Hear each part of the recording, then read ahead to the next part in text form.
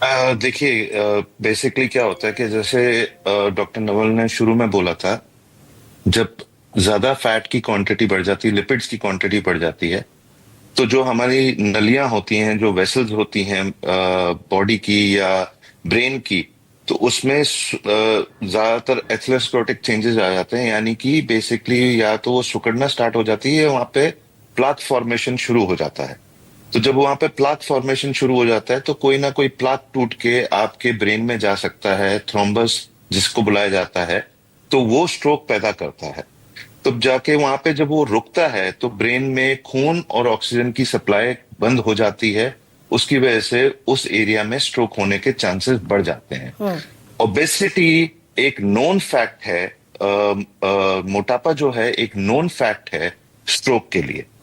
तो इसलिए मतलब ये कहा जाता है कि अगर आप ओबीज हैं या मॉर्बिड ओबीज में अगर आप आते हैं, तो आपके स्ट्रोक के रिस्क बढ़ जाते हैं। और सिर्फ ओबेसिटी नहीं है, ओबेसिटी के साथ रिलेटेड फैक्टर्स जो हैं, फॉर एग्जांपल स्लीप एपनिया है।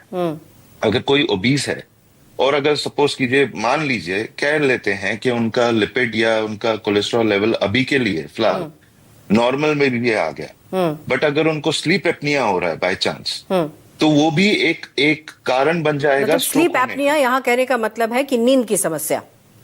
नींद की समस्या जिसमें आप जो आपको बार बार नींद आपकी टूटती रहेगी, क्योंकि आपकी सांस की नली जो है वो ढंग से आप सांस नहीं ले पाते हैं और आपकी नींद खुल जाती है बीच में, क्योंकि वहां पे भी फैट डिपॉजिट्स हो रहे हैं।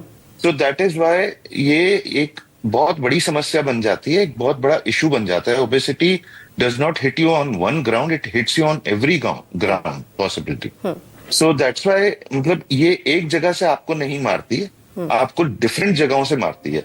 And because of obesity other underlying conditions happen, जैसे डायबिटीज हो गया, हाइपरटेंशन हो गया, तो इन वजह से भी आपके स्ट्रोक रिस्क बढ़ जाते हैं। सो इट्स अगेन, मैं वही कह रहा हूं कि सिर्फ एक कोलेस्ट्रॉल को लेके मैं नहीं चल सकता।